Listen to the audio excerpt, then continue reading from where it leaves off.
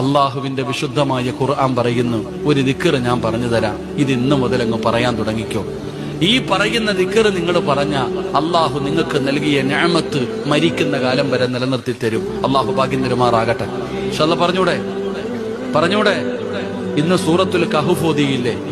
ആ സൂറത്തുൽ കഹ്ഫിനകത്ത് അള്ളാഹു 2 ചെറുപ്പക്കാരുടെ ചരിത്രം പറയുന്നുണ്ട്.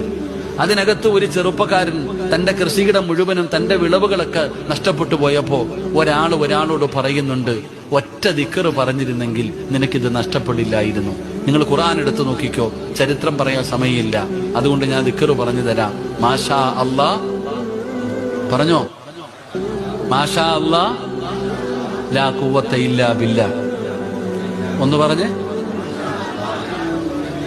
അത് ഓട്ടോയുടെ പുറകിൽ എഴുതി വെക്കാനുള്ളതല്ല, വണ്ടിയുടെ പുറകിൽ എഴുതി വെക്കാനുള്ളതല്ല. മാഷാ അല്ലാ ലാ ഖുവത ഇല്ലാ ബില്ലാ.